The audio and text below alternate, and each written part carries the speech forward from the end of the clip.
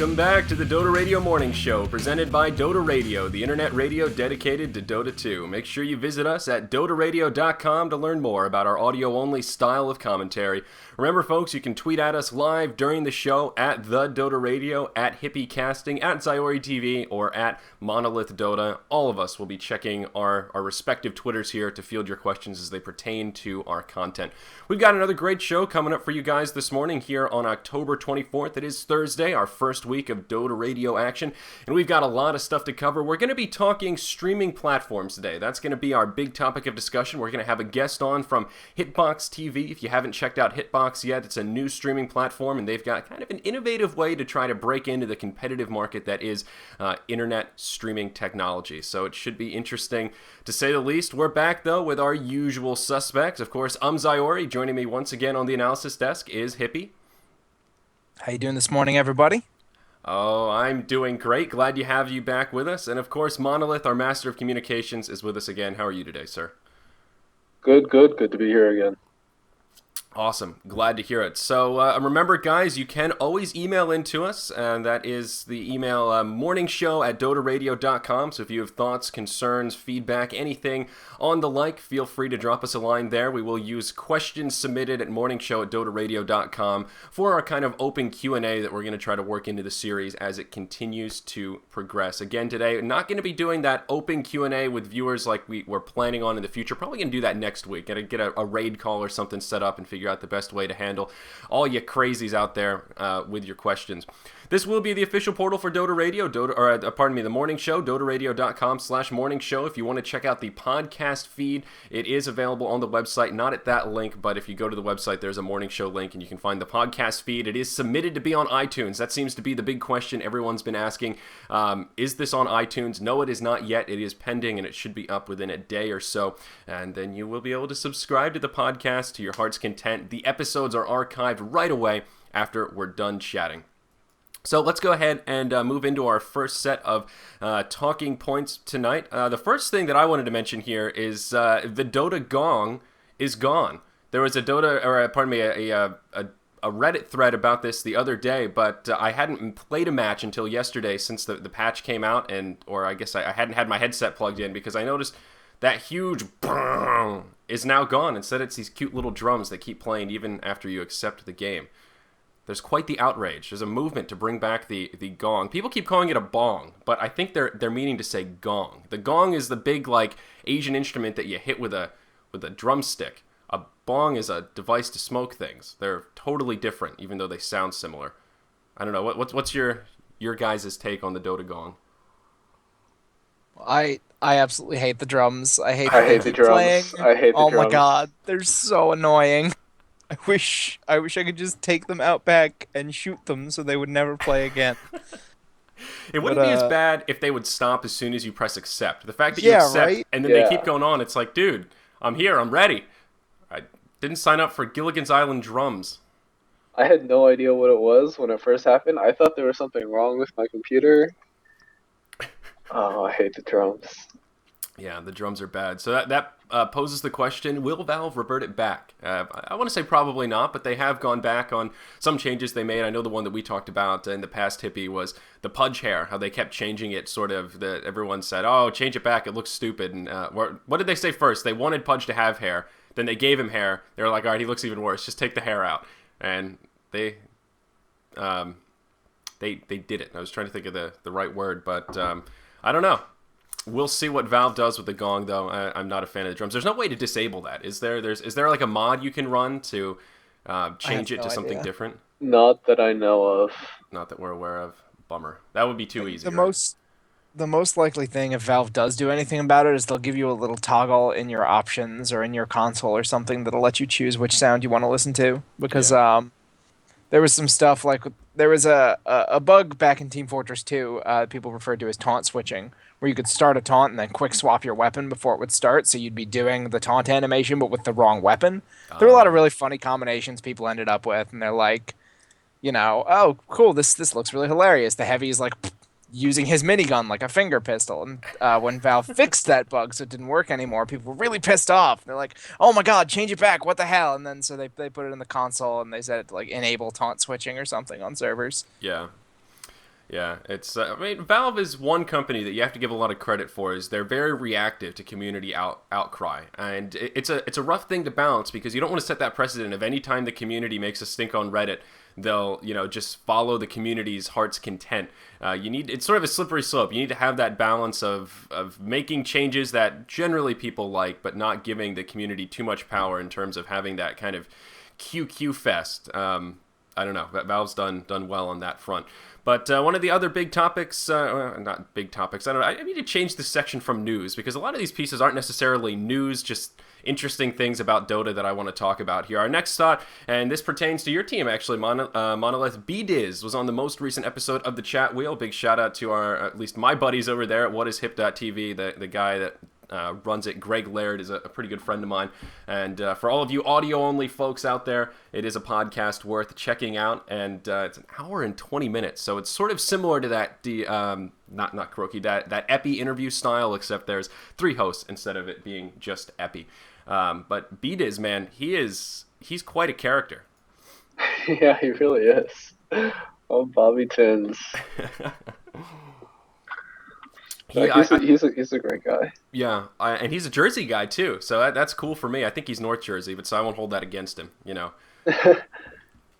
But the Chat Wheel is pretty good. I didn't listen to the whole episode. I listened to probably about the first 30 minutes of this one yesterday while I was working on some stuff, and then I got sidetracked and never got back to it. But BDiz is one of those guys that, and Hippie and I both know him from way back in Han, because he was a pro Han player for a while. And it's interesting to hear him kind of tell his story through esports, because it's basically, I did this and was bad, I tried this and I was bad, I sucked at this, I fed it up on this team, and then I finally got on Dignitas, and now I'm kind of doing okay. It's like, Jesus, humble much, man? You've been a pro gamer for like years. I mean, it's interesting to see how humble he was about his pro gaming history. Yeah, I mean, he doesn't have I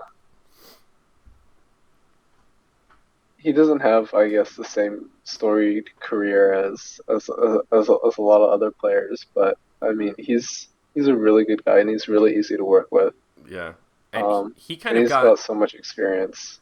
And he kind of got a lucky break in terms of breaking into the competitive Dota scene before Dignitas. Wasn't he a stand-in on a team? I listened to it yesterday, I forget which team it was, but he was a stand-in for a while, and that's what allowed him to get kind of that mainstream attention to make it on a team like Dignitas. Is that correct? He was a stand-in on EG for a very long time before they finally added him to the roster. Yeah. Yeah, so anyway, guys, if you're interested in hearing about BDiz, I do recommend you go over to whatiship.tv. It's sort of weird. When I look at it, I read that as what I ship. And I probably shouldn't say that. I don't think Greg thinks it's very funny. But what I ship or whatiship.tv. Here, I'll show the screen cap again for you guys so you can check it out. Again, I know, especially for our format, since we have some audio-only listeners out there, you may enjoy this podcast. It is Dota-related to help you stay up to date with what's happening in the Dota 2 scene. So, next up on our list here, I want to talk about Hitbox TV a little bit. And we're going to touch on it now, and we're going to go into our big thing of talking points about the differences in stream platforms, and we're going to bring on our guest from Hitbox TV. But, and I don't know how, have you heard of this, Monolith? Have you, and I know Hippie and I have talked about it a little bit, but have you read up on this at all?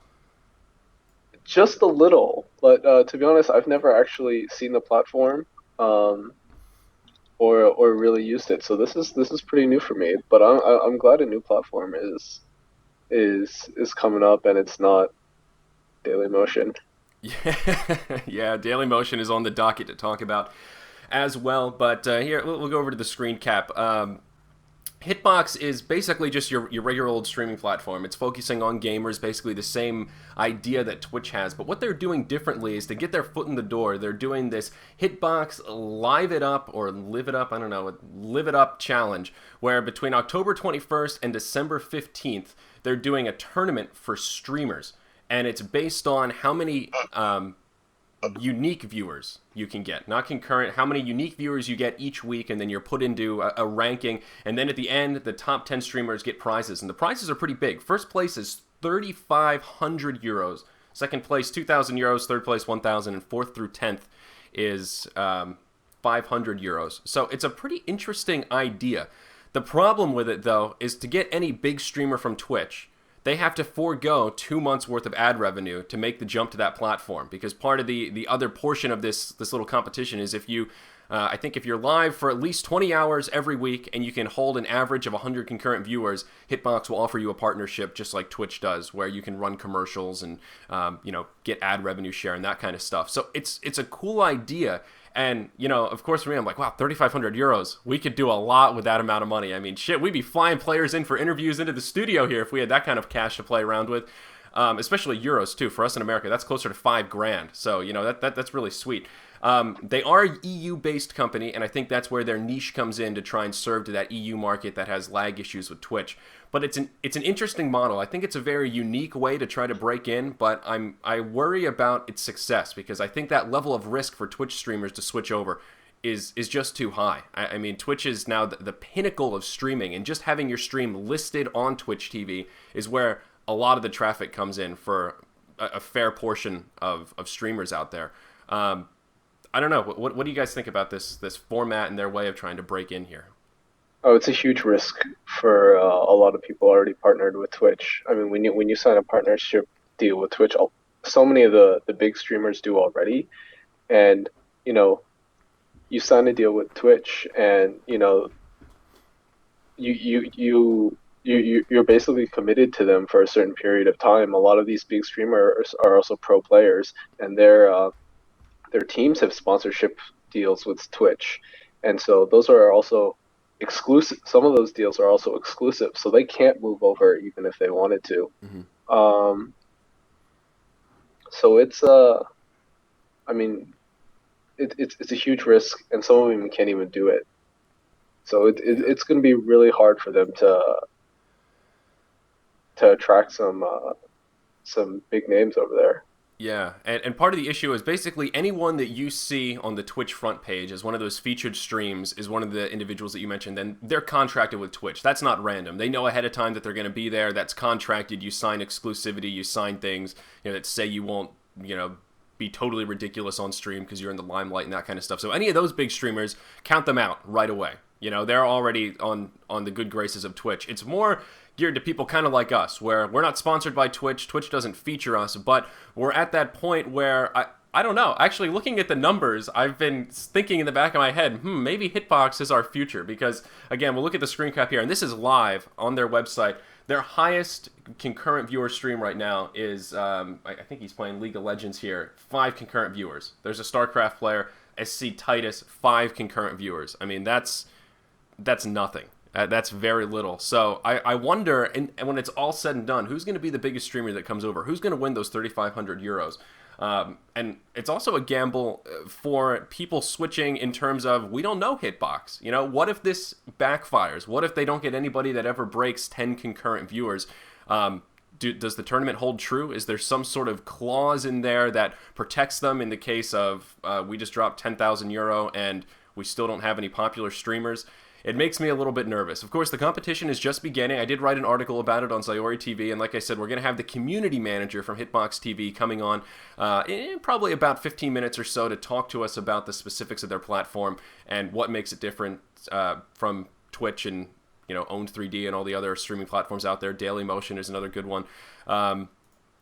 And kind of break it down a little bit. But it's very interesting, and I hope it works out for them for at least some degree, because I'm a firm believer that competition is good, and I think right now it's a little bit scary that Twitch is holding basically all the cards in the streaming world for the most part. I think just one more thing that has to be considered is it's not just a risk in terms of, am I going to give up the ad revenue just because I'm streaming on Hitbox? It's also a risk because, if you look at when there's an incredibly popular streamer like Toby doing stuff just on Dailymotion, and people are so used to Twitch, they're so used to finding him on Twitch. First of all, I've had people ask me where my friends who try to follow Dota, I'll tell them, I'm watching the D2CL. I'm just kind of putting up with some of the issues that are happening right now. It's like, oh, I can't find it. It's not on Twitch. Where are you finding it? I'm like, well, it's over on Dailymotion. I just go to Join Dota and I find it through there. But people have no idea how to get to streaming sites that aren't Twitch. It's so ingrained into their heads as the streaming site for video games that the idea of anyone streaming anywhere else is just completely foreign to them at this point.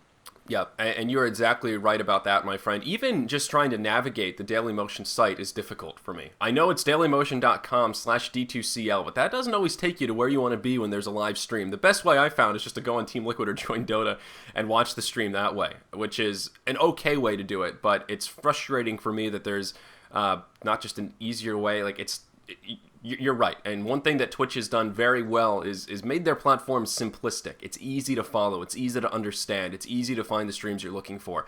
And I think that's part of the reason they've been able to pick up so much momentum. But Hippie, you did a great job. You segmented us right into our next little piece of news here. Dailymotion unable to handle the girth of D2CL.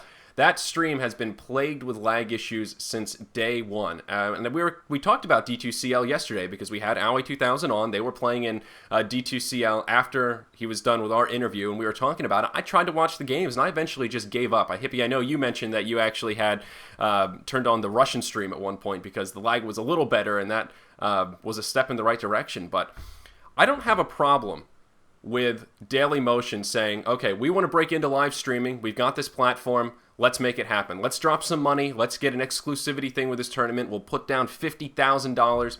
Let's make it happen. I like that. That's great. That's some good free market shit right there. You know, the problem is their platform doesn't work. And what seems to be the source of the issue from what I'm able to decipher with my limited knowledge of streaming technology is that they don't have their highway of bandwidth set to be able to fluctuate enough. Because gaming, Dota in particular, is one thing where your bit rate is going to fluctuate like crazy. You know, picking phase is negligible. It's so easy to stream. And then as soon as action picks up, there are so many particles, so many spells that bit rate skyrockets as high as it can go. It'll max out 4,000, 5,000, whatever your stream limit is set at. And that seems to be where the lag comes in. Anytime it heats up, anytime there's a spike in bit rate, it just all goes to hell. So as people have been saying, well, the stream started out okay and it just got worse over time. And I think that their streaming technology is just not allocated for gaming. It would probably work fine if we were streaming, lower FPS like video. If we were doing like sit-down interviews and stuff, their platform would probably look flawless. The problem seems to be when action heats up, and then once it starts to lag, it's all downhill.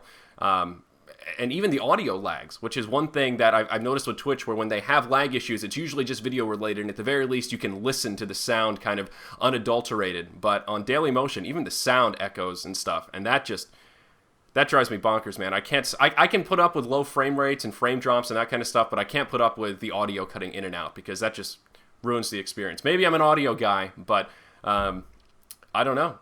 So that begs the question, guys, what to do? What can Dailymotion do? D2CL are already kind of soiling their reputation. I mean, just look at that thread on Reddit. People are pissed.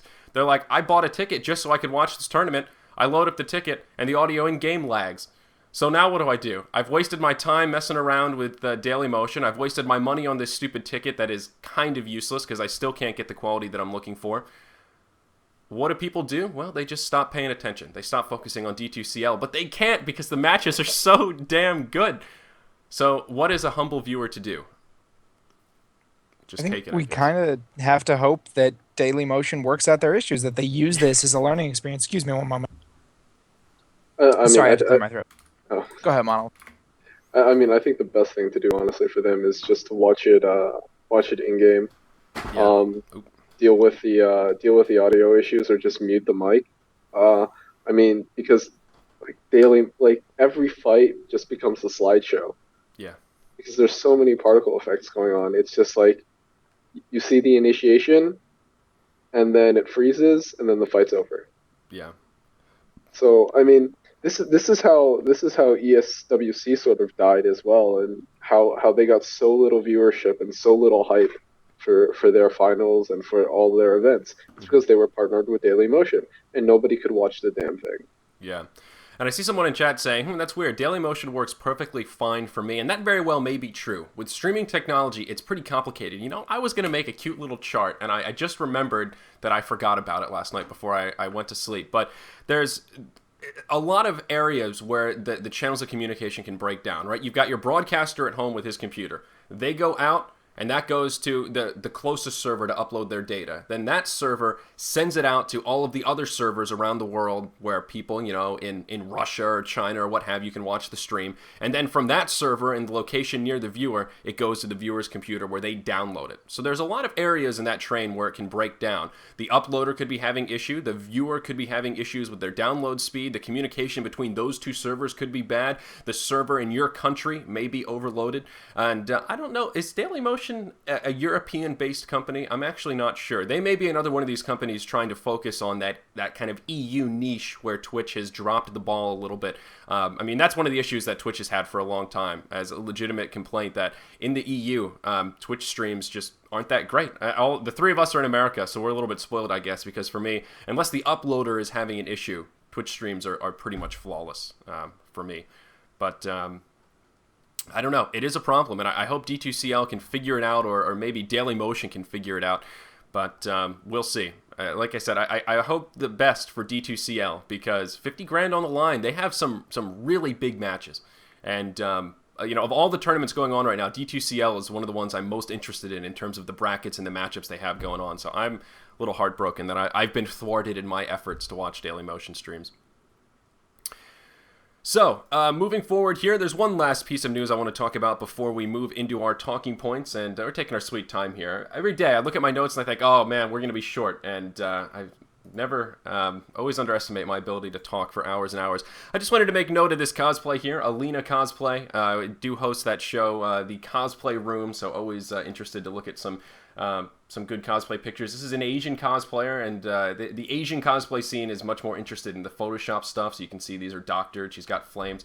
Pretty good Lena cosplay, but my question is, this one's a little weird, where they photoshopped off her hair and replaced it with flames. That one I'm not so keen on, but other than that, fabulous cosplay pictures. I want to know, though, where are the other cosplayers hiding? League of Legends has such a vibrant cosplay scene. There are people cosplaying virtually every champion you can imagine. In Dota, it seems we see TA, Lina, Dro, and Juggernaut. Those are like the 4 cosplays I've seen. Other than that, nobody's really experimenting outwards. Where's the cosplay community when it comes to Dota 2? I want to promote some Dota 2 costumes. There is a Kunkka costume you can buy online, but I've never seen anybody wear it. Are you forgetting the Enigma cosplay at TI3 with the black hole in the audience? That was great, the man. Ogre Magi guy. Oh, I the did Ogre see Magi that. running up and down the thing when he got picked. Okay, I did see those too. Those were good. Those were good. But okay, fair enough. Fair enough. I'm glad you guys are here to rein me in a little bit after my rant about lack of cosplays. But there is still a hole if you kind of compare the scenes a little bit, and some of it is because Riot does really. What's the right word? They support the cosplay scene. That's one of the community things that they're very adamant about supporting. But I want to see something crazy. I want to see a really epic, like, lone druid or something. I want to see somebody inside of a bear suit walking around on all fours next to somebody dressed up like Syllabear. I want to see some hardcore cosplay action. Please never say hardcore cosplay action. You don't know what I'm into. Don't act like you know me. Look, man, just because you think Windrunner is your waifu doesn't mean you need to talk about it on stream. Oh, man. So, all right, on that note, guys, let's get into our talking points for tonight before we get our main guest on here. Whoop, the day's skipping ahead. So we're going to use this as a lead into our interview, and we're going to make sure we get into Hippie's segment tonight. Or why did I say tonight? It's 10:30 in the morning. 10:30 in the morning before he has lost all sense of time. I've lost all sense of time. I really have. I'm one of those guys that I get up early to do homework or study for tests. So I got up at like 6:30 today and made this entire episode. So my senses are all messed up. But oh god, that's the wrong one. Talking points, here we go. What is the future of streaming technology for esports? Right now, Twitch TV has sort of for lack of a better term, a monopoly on the whole thing. It's not really a monopoly in this. It is to some degree, but it's because of market conditions more so than anything else. Not because of a lack of fair play, just because Twitch has really had a superior service for such a long time. And there are a lot of folks trying to break in, though. These are the different platforms we have at our disposal. Twitch, of course, is the main one. YouTube Live, that's one that a lot of folks forget about. And I'm not sure what Google is doing with that, because they've promoted that platform. They've streamed some big concerts and stuff, but you can't really get access to it. They handpick the people that use it.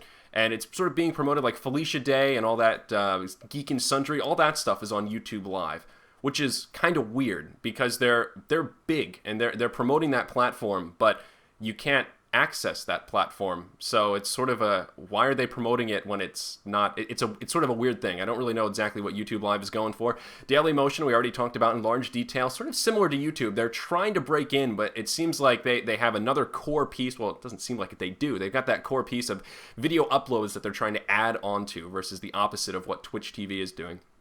MLG, we just learned with MLG Full Sail that they now have their own streaming client. Apparently it's modeled off of the Twitch service, but we don't. One of the things about the MLG stream is we kind of got a taste of realization of what true 720p looks like, true 1080p streams, and how bad most of the Twitch streams look pretty frequently. And the newcomer here is Hitbox TV. So there are a lot of options in the market. It's really just that Twitch TV is the superior service. So, moving straight forward here, I was just talking about quality. Thanks to MLG, we've now realized that the Twitch quality isn't that great. One of the other things that people noticed about the MLG stream that I saw a lot of comments on was how quickly you can transcode. You know, you can go from 1080p to 720p right away. No delay, no reloading the stream, getting another commercial. And that's one area where Twitch does fall short a little bit. And I think some of that has to do with the technology on the back end, because we are in... We're in an environment where the technology grows almost more quickly than folks can keep up. And we're going to talk about how that kind of impacts the business cycle a little bit. And but here we go. This is the big question I wanted to pose. What makes a good streaming platform? Why is it that Twitch is ahead of all those others we listed by such a significant margin? And I broke it down into 5 core pieces. One is quality. It has to be lag-free. That is the first and foremost thing that you have to have. Where Daily Motion, everything else can be great, but if you have lag issues for even a third of the viewers, you're going to run into problems. You need to make sure streams have that baseline of quality where people can watch it. Accessibility, that's again what we talked about with Twitch TV. The ability just to go to Twitch TV and find the stream you're looking for within just a couple of clicks. That's something that Own3D did very poorly, something that Daily Motion does very poorly, and something that YouTube does poorly. And I dare say it, MLG also. I've always been critical of the MLG website. It is so complicated. There is so much data on that website that they have just continually tried to update and patch and all this stuff. And I hate it when they say, watch it live at MLGgaming or MajorLeagueGaming.com or MLG TV. I'm like, I know that's where the stream is going to be, but that's not a link to any real information. That's just a link to your index. That's dynamic. That's not like a reliable source to go back and figure out, okay, how do I find this stream? How do I find this schedule without searching around Google for 10 minutes to get to where I need to be? And ease of use goes into that. The biggest thing, though, I put it in bold so you guys would know it's big. Look at that right there. Functioning chat. That is the biggest differentiator that Twitch has had amongst all of the other streaming platforms. And maybe you guys can give me some insight here, but for the life of me, I can't figure out why these other streaming platforms have yet to realize the importance of a functioning chat. That is another huge differentiator that Twitch has had. Again, when it was Twitch versus Own3D, Own3D had an IRC that they would just make for your channel. It was terrible. It was awful. It was like going back to the 90s and chatting before AOL Instant Messenger, you know? And even these newer platforms, Daily Motion, there's no chat. The MLG, there's no chat. It's just a feed of tweets with the MLG hashtag. What am I missing here? Why is it that Twitch is the only company that seems to be focusing on having a really high quality chat portion to their software? I would guess that some people look at some of the, the really popular, really fast moving Twitch chats and they say to themselves, well, this can be a really toxic environment, which it can. I mean, Twitch chat can be a not amazing place to be, but at the same time, if you don't want to be in the chat, you just close it. And if you do want to be in the chat, it's there. So I just don't. Yeah. I don't get why, especially with the latest update to Twitch that came in a couple months ago, when they actually changed around the layout and everything. They gave us all these new wonderful pages. I really love the new channel pages. They're much better than the old ones. Yes, I agree with that. And they said, all right, now you can just tab the chat over and it'll just expand your video. I'm like, that's brilliant. Yeah. I don't know why other people haven't caught on to that. Yeah. No, I agree. And one of the others I probably should have mentioned here that wasn't on the list is Azubu TV. But that's one I sort of wrote off because it's owned. The guy that owns it has a hand in CLG and some of the other teams. So it's like an exclusive streaming platform almost. Azubu is sort of an odd one. The quality is great, but it's that accessibility isn't there. It's not so easy just to make an account. And I had this complaint about Dailymotion the other day. Just to be able to set up to stream, to get a stream key to put into XSplit, I have to upload videos. I have to pretend that I'm a Dailymotion user. I have to submit to be a motion maker. I applied the videos. They got rejected. I don't know why. I guess they didn't think the first episode of the Dota Radio Morning Show was quality content to be a motion maker. I mean, I'm trying to stream on your platform and you're making it difficult. That's where that accessibility thing comes in. The last thing I have on the list is marketing, though. That's another area that Twitch has done very well. They did a great job of focusing on the big streamers, people that, I shouldn't say people, personalities that viewers wanted to see, and sponsoring them. I mean, at the get-go, just think about how many different places you've seen Twitch logos. Their after parties. That was one of the big things following MLG, the big Twitch after party that everybody would go to. It's awesome. They still do that. They have an open bar. It's sort of kind of invitation only. It's sort of invitation plus as many of your friends as you can sneak through the door. And that was one of the things that Twitch did to really get their name out there that I think is a testament to their success. So, and with that, let's talk about Own3D a little bit. Do you remember the days of Own3D, folks? How terrible it was? Navigating that back end was difficult. And the functionality of the site, the way it worked, I think the level of fail can only be represented fairly with this little clip from the 90s. Now he's got to turn it around. You got to turn that monkey around. Still got a few seconds. Seconds? Oh, that's the wrong way. Just got a few seconds. Oh, time's up. So close. Bad. That's how I Time's felt up. every time I used Own3D and tried to make something happen. The back end was so much more convoluted than Twitch. The way the delay server worked was worse than Twitch. It didn't have a functioning chat. The quality, I guess, was kind of okay. But I think the biggest shortcoming of Own3D was their lack of marketing. I had a hand in the It's Gosu organization, and they were sponsored by Own3D. And that was one of those relationships where Own3D paid them, I don't know, $500, $600, $700 a month to be on as an official sponsor on the title page of the website. Actually, if we go to It's Gosu right now, I think it probably still says it's sponsored by, It's Gosu finally went down. Damn. For a while, it still said it was sponsored by Own3D, even though they don't exist anymore. But that was one of those issues where Own3D was sponsoring these organizations, but organizations like It's Gosu never really put out any top-notch content. They never really had any shows. They didn't have any streamers that people actually wanted to watch. So they're pouring money into sponsoring these people that aren't really bringing them much. And that's one of the things with Hitbox TV that we've been a little bit worried about. So let's talk about business development here. We've got the 6 stages of business development, and this really applies keenly to the streaming industry here. And basically the 6 steps that come out of business development, you start out, you're invisible. Nobody knows who you are. You've got this niche idea and you still haven't really gotten it, on the map, so to speak. Next comes emergence, where you start to gain a little bit of popularity. You start to gain some notoriety, and you start hiring all these new people to fill the insane workload. That's where you have those like entrepreneurs that are sleeping under their desk every day and all that stuff. Once you get to a certain point, you erupt into chaos. And that's the point where you have so much action, everybody wants a piece of you, and you literally just don't have the manpower to deal with all the requests. Twitch has totally followed that cycle thus far. They were invisible at first. They emerged, and then they broke into chaos with their popularity, right? After that comes stability. You hire professional people to come in to sort through the chaos. You move away from that sort of innovative idea you had and move closer to the idea of operational excellency. We have this platform. We have this idea. How can we improve it? How can we build it? How can we make our partners more satisfied with what we're giving them? After that comes wealth. I think Twitch has achieved that as well. They are making hand over fist. They are a private company, so we don't know exactly how much they're making, but I will tell you that Twitch is not hurting for cash, and they won't be anytime soon. They are doing quite well for themselves. They have been ranked pretty high in the Inc. 500 or Inc. 5000, whatever it is. And they've won several awards for their insane growth over the past couple of years. And after that wealth comes power, and I think it's safe to say that Twitch has kind of made it to that 6th slot already. We talked about it earlier. They've got a ton of power. They hold almost all the cards because, how many other streaming platforms are out there that can really compete with Twitch on a high level? I would say none, really. Twitch is the standout product in terms of internet live streaming for, at least our purposes, for gaming. So with that comes the issue of innovation versus operational excellency.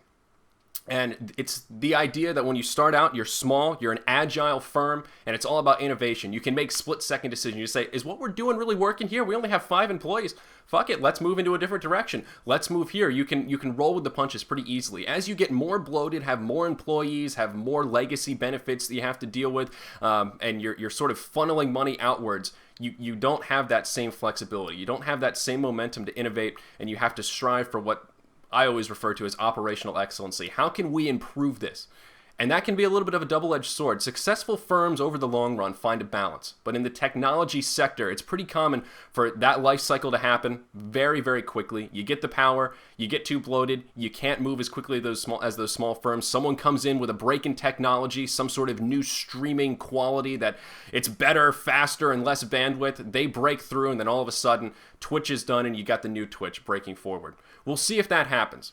One of the greatest examples, in my opinion, of innovation versus operational excellency is AOL, right? They had an innovative platform. They had the market. AOL, keyword Nick, all this great stuff, all the kids chatting on AOL Instant Messenger.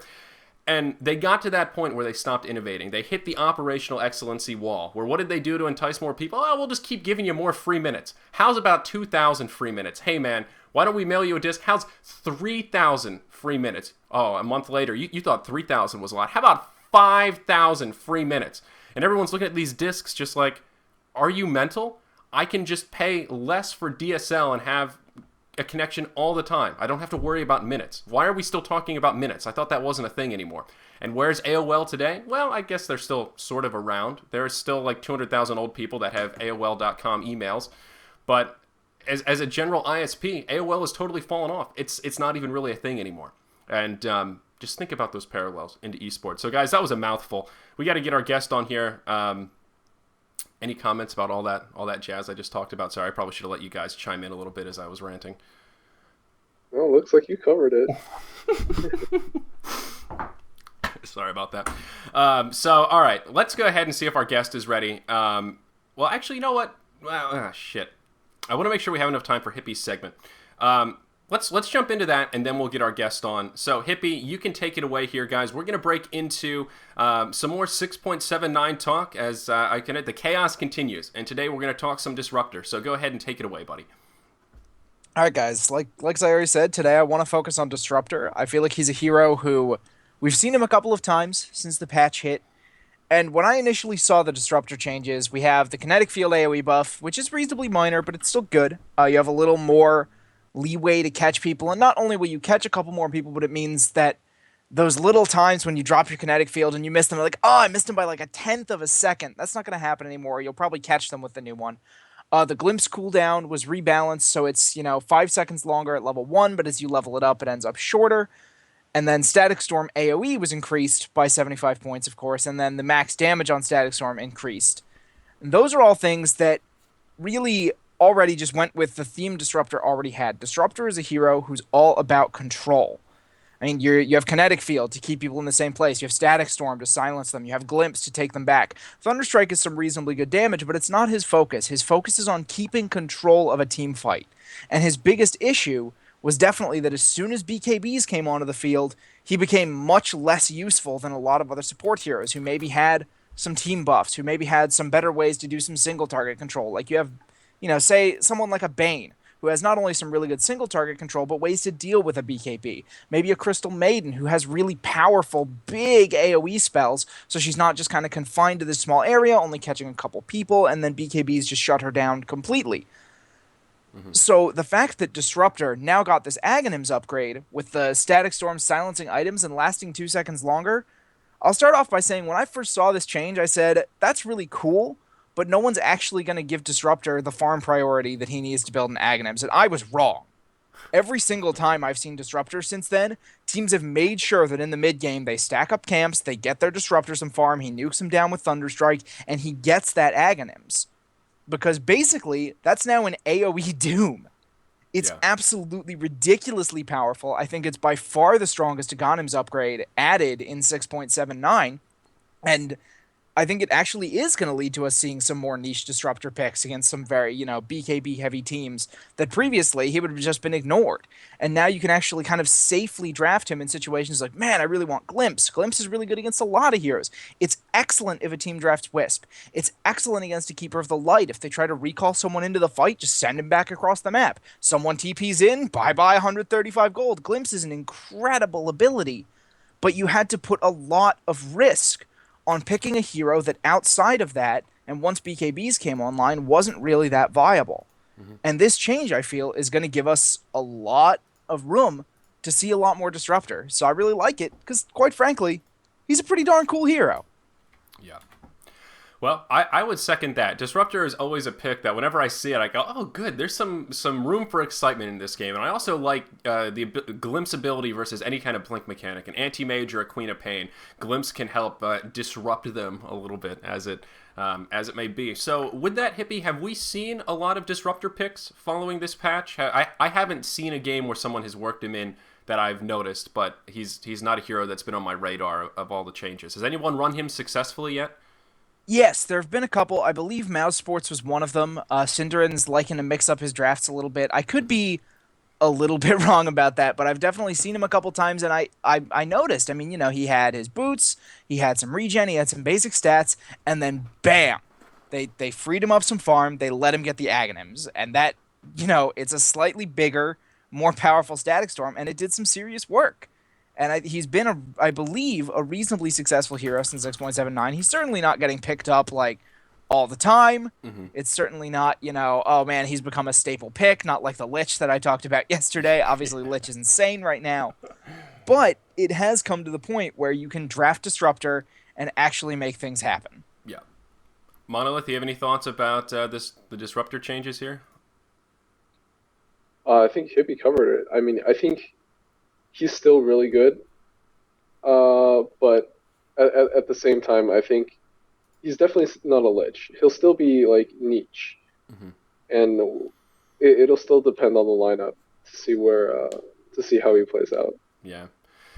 That Oggs is one of those things on paper. I always go, wow, that's really awesome. I felt the same way about Omni Knight when they added his Oggs, where I was like, oh, this is so cool. This is awesome. Maybe people will finally start running Omni Knight, but you run into that issue of Position 5 Omni is really never going to have enough farm to be able to get an Oggs, and there are core items he needs before that. So even though it's really cool and really awesome, it doesn't really translate to that same level of epicness in competitive matches because of that farm breakdown. So we'll see how it works out. But with that, guys, we are going to move into our quick break here. We're going to get our guest on, and we'll be coming back with the community manager from Hitbox TV. So sit tight, guys. We will be back pretty quickly here, and well, we look forward to our interview guest, and I'm going to have to... I didn't put the last overlay in, so all right, guys, we'll be right back. Sit tight.